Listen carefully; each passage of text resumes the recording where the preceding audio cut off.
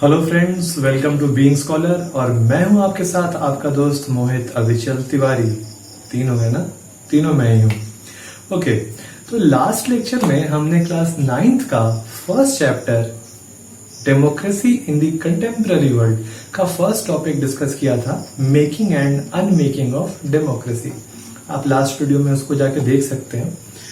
उसमें मैंने जहां पे बात खत्म की थी वहां मैंने ये कहा था कि अगले लेक्चर में मैं आपको इंस्टीट्यूशंस के बारे में बताऊंगा, जो इंटरनेशनल लेवल के ऑर्गेनाइजेशंस हैं उनके बारे में बताऊंगा। तो यहाँ पे आप बोर्ड पे देख सकते हैं, मैंने सबसे पहले यूनाइटेड नेशंस की बात की है। मैं भी आपके साथ साथ बोर्ड देख रहा हूँ।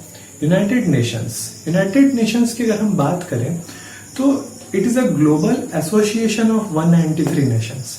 It is an organization which works at world level, जिसमें हर एक नेशन की बातें कंसिडर होती हैं, हर एक नेशन के बारे में बात की जाती है। और ये 193 नेशंस का ग्लोबल एसोसिएशन है। इट्स फंक्शंस की बात अगर करते हैं यूनाइटेड नेशंस की, तो यूनाइटेड नेशंस की कुछ बातें ऐसी हैं कि कोऑपरेशन इन इंटरनेशनल लॉ, मतलब इंटरनेशनल लेवल पे जो लॉ बने हुए हैं उनमें ये सारे नेशंस मिलकर कोऑपरेट करते हैं और एक लॉ को फाइनलाइज किया जाता है।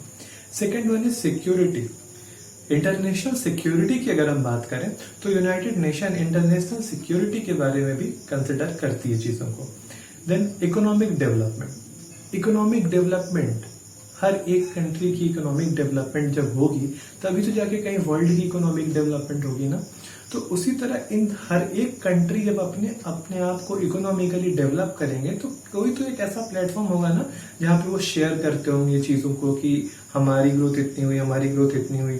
अगर किसी कंट्री की कम है तो क्या कमियां हैं उसमें, वो चाहते हैं अगर डिस्कस करना, कोई हेल्प लेना। तो ये यूनाइटेड नेशंस ऐसा ऑर्गेनाइजेशन है जहां पे इकोनॉमिक डेवलपमेंट की भी बात की जाती है।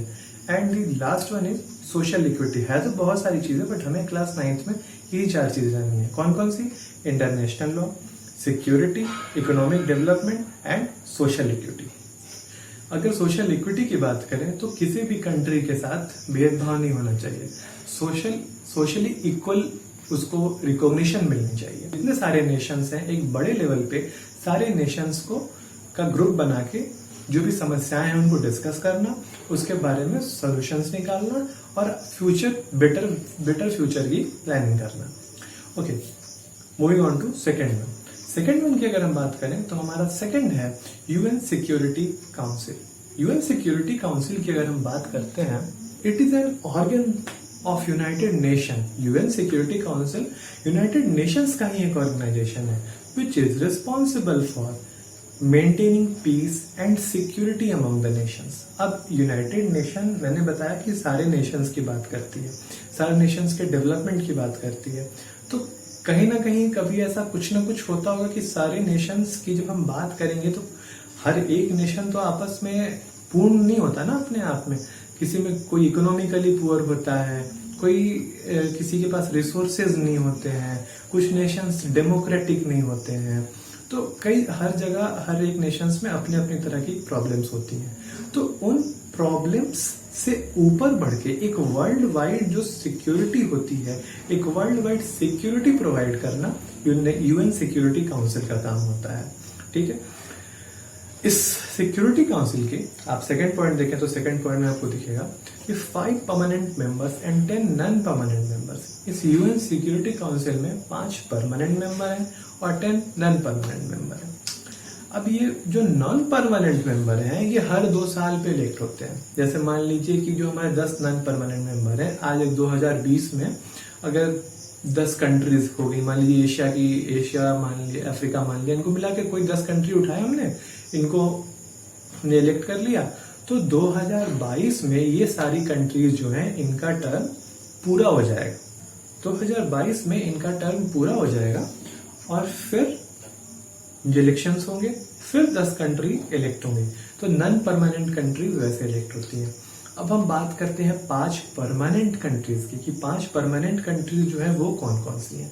तो मैंने यहाँ पे क्लियरली मेंशन करा हुआ है। 5 परमानेंट कंट्रीज हैं China, France, Russia, UK and USA. तो इस तरह से बच्चों हमारा यूएन सिक्योरिटी काउंसिल भी कंप्लीट हुआ। तो हमने यहाँ पे क्या क्या देखा? यूनाइटेड नेशंस देखा, यूएन सिक्योरिटी काउंसिल देखा, लास्ट लेक्चर में मैंने कहा था कि वर्ल्ड का कोई एक गवर्नमेंट नहीं होती, उस गवर्नमेंट के अलग अलग पार्ट्स होते हैं। वर्ल्ड की कोई गवर्नमेंट नहीं होती, वर्ल्ड लेवल पे ऑर्गेनाइजेशन होते हैं। तो यूनाइटेड नेशन वर्ल्ड लेवल का ऑर्गेनाइजेशन है, इसका एक पार्ट है यूएन सिक्योरिटी काउंसिल। ठीक है, आगे बढ़ते हैं। ओके बच्चों, अब हम बात करते हैं IMF यानी इंटरनेशनल मॉनेटरी फंड। ये भी एक इंटरनेशनल ऑर्गेनाइजेशन है। और मॉनेटरी फंड आपने देखा, यानी ये कुछ पैसे रुपए से रिलेटेड है। यानी हमने यहाँ पे क्या जाना कि सारे कंट्री की ग्रुप है, और सारे कंट्री के ग्रुप की हम बात कर रहे हैं तो वर्ल्ड लेवल पे बातें हो रही हैं। और इंटरनेशनल मॉनेटरी फंड यानी कि कुछ नाम से ही लग रहा है ना कि पैसे रुपए की दिक्कत होगी तो IMF से कांटेक्ट करेंगे, है ना। ओके, फर्स्ट पॉइंट में हमने लिखा है देयर आर 189 मेंबर्स। तो बच्चों कितने मेंबर्स हैं IMF के? 189, correct. Okay, second point, the voting rights are not equal. मतलब कि वोटिंग राइट्स यहाँ पे इक्वल नहीं है। 189 कंट्री में जो वोटिंग होती है आपस में, वो राइट्स इक्वल नहीं है, यानी कि डिवाइडेड है। कैसे है? Third point, the vote of each country is weighed by how much money it has contributed to IMF।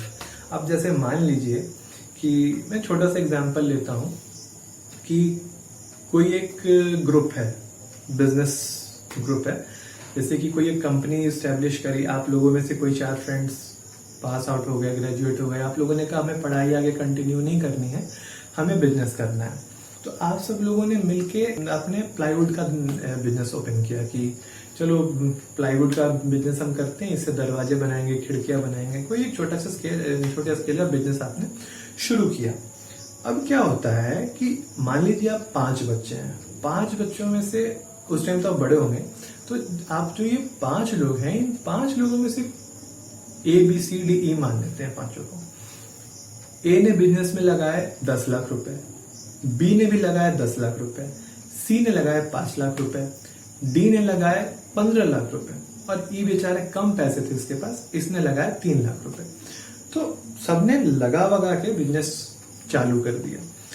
अब जिसने 10 लाख और 15 लाख रुपए लगाए हैं और जिन्होंने कम पैसे लगाए हैं, तो ज्यादा पैसे वालों की बात और कम पैसे वालों की बात में कुछ तो डिफरेंस होगा ना, भले ही 5 फ्रेंड्स हैं, बट जब डिसीजन लेने की बात आएगी, प्रॉफिट कमाने की बात आएगी, तो ये बात हो जाएगी कि पैसे मैंने ज्यादा लगाए थे, तो इस बात पे मेरी बात पे अमल किया जाना चाहिए। तो ये चीज हो जाती है। तो सेम चीज IMF के साथ है। IMF में ये है कि जिस कंट्री ने ज्यादा पैसे दिए हैं वो कंट्री वोटिंग राइट उसके पास है। ठीक है, थर्ड पॉइंट पे हम आते हैं। थर्ड पॉइंट में क्या लिखा है कि more than 52% of voting rights are in the hands of only 10 countries. 52% voting rights सिर्फ 10 कंट्रीज के हाथ में है, यानी कि 10 कंट्रीज सबसे ज्यादा पैसा देती हैं। मैंने आपको क्या बताया, कितने कंट्रीज थे टोटल 189 कंट्री में से 10 कंट्री सबसे ज्यादा पैसा देती हैं। बात वही होगी ना कि 5 बिजनेस पार्टनर्स में से 3 ने ज्यादा पैसा दिया, तो वोटिंग राइट्स 3 की ज्यादा हो गई। तो ये 10 कंट्रीज कौन कौन है, क्या क्या नाम लिखा है? First is USA, global power, है ना। तो USA, Japan, Germany, France, UK, China, Italy, Saudi Arabia, Canada and Russia. ये जो 10 कंट्रीज हैं, इनके पास सबसे ज्यादा वोटिंग की पावर होती है। और ऐसा क्यों होता है मेरे बच्चों? क्योंकि ये ज्यादा मैं नहीं बताऊंगा, आप कमेंट सेक्शन में बताओ कि ये जो 10 कंट्री हैं, इनके पास ज्यादा वोटिंग राइट्स क्यों हैं। ओके, अब सिलसिले को आगे बढ़ाते हुए हम आते हैं वर्ल्ड बैंक पे। आप देख सकते हैं बोर्ड पे वर्ल्ड बैंक के बारे में मैंने क्या लिखा है। अब अभी तक हमने क्या क्या देखा? UN यूनाइटेड नेशंस की बात देखी, UN सिक्योरिटी काउंसिल के बारे में जाना, IMF इंटरनेशनल मॉनेटरी फंड के बारे में जाना। अब हम जानते हैं वर्ल्ड बैंक के बारे में कि वर्ल्ड बैंक क्या चीज है। भाई नाम तो सबने सुना होगा, बैंक है ही। तो मैंने कहा था वर्ल्ड की कोई गवर्नमेंट नहीं होती है, बट वर्ल्ड का बैंक होता है ना। बट वर्ल्ड का बैंक होता है। तो इसमें मैंने पॉइंट वाइज कैटेगराइज कर दी है चीजें, पॉइंट वाइज इसमें मैंने डिस्क्राइब किया है चीजों को। फर्स्ट पॉइंट पे देखते हैं, similar system of voting as IMF। International monetary fund में वोटिंग का सिस्टम क्या था? जिसने ज्यादा मनी कंट्रीब्यूट करी उसके पास वोटिंग राइट्स ज्यादा है। तो वर्ल्ड बैंक में भी सेम सिस्टम ऑफ वोटिंग है। Second point, the president must be the citizen of US.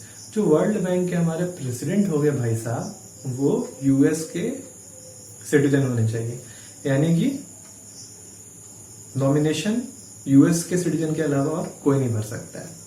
Third point, nominated by the finance minister of the US government. अब भाई साहब जब आप यूएस के हो तो हमारी गवर्नमेंट तो नॉमिनेट करेगी नहीं आपको, तो यूएस का जो फाइनेंस मिनिस्टर है वही नॉमिनेट करता है जो प्रेसिडेंट का कैंडिडेट होता है उसको। नेक्स्ट पॉइंट की अगर हम बात करें बच्चों, तो अगला पॉइंट हमारा आता है वीटो पावर। अभी वीटो पावर क्या होता है? वीटो पावर की अगर हम बात करें तो जैसे मान लीजिए कि कई सारे नेशंस हैं, जैसे मान लेते हैं कि 100 नेशंस किसी एक ऑर्गेनाइजेशन का हिस्सा है और उनमें से 5 नेशंस के पास वीटो पावर है। तो अगर 104 नेशंस ने भी किसी डिसीजन के बारे में अगर हाँ बोला होगा और अगर सिर्फ एक इन जो 5 के पास वीटो पावर है उनमें से कोई एक अगर ना बोल दे तो वो डिसीजन नहीं होगा। यानी वीटो पावर का मतलब कि 104 लोगों का जो मत है उसके अगेंस्ट अगर किसी एक वीटो पावर होल्डर का मत आ गया तो वो काम नहीं होगा। तो इसलिए मैंने यहाँ पे लिखा है कि वीटो पावर क्वेश्चंस डेमोक्रेसी। हम डेमोक्रेसी की बात कर रहे हैं, तो क्या ये जो सिस्टम है ये डेमोक्रेसी है? अगर आपको लगता है कि डेमोक्रेसी है तो प्लीज मुझे कमेंट सेक्शन में बताइए, और वीटो पावर के बारे में आप क्या सोचते हैं प्लीज आप मेंशन कीजिए बातों को, कमेंट सेक्शन में जरूर बताइए। ओके, अगले पॉइंट पे हम बढ़ते हैं, functions of world bank. World bank के फंक्शंस क्या क्या है? First is overcoming poverty. A world bank है, सारे नेशंस का ध्यान रखना है इसे। तो जो भी नेशंस काफी पिछड़े हुए हैं, काफी गरीब हैं, वहाँ ऐसा नहीं है कि ये पैसे दे देती है, वहाँ ये कई रिफॉर्म प्रोग्राम्स चलाती है कि वहाँ की जो जनता है धीरे धीरे अपने लाइफस्टाइल को इन्हांस कर सके और रोटी कपड़ा कमा सके। तो वो पॉवर्टी इस तरह से वो रिमूव करती है। तो फर्स्ट इज ओवरकमिंग पॉवर्टी। इसमें एक अफ्रीका के एग्जांपल आप ले सकते हैं। अफ्रीका के कई ऐसी कंट्रीज हैं जिनमें यूनाइटेड नेशंस ने काम किया है और वर्ल्ड बैंक ने काफी सारा फंड दिया है वहां पे, ताकि वहाँ के जो लोग हैं अपने लाइफ स्टैंडर्ड को बढ़ा सकें और अपने गरीबी से पीछे हट सके, उनके बच्चों को एजुकेशन मिल सके। सेकेंड पॉइंट की अगर हम बात करें तो reconstruction of Nations emerging from war.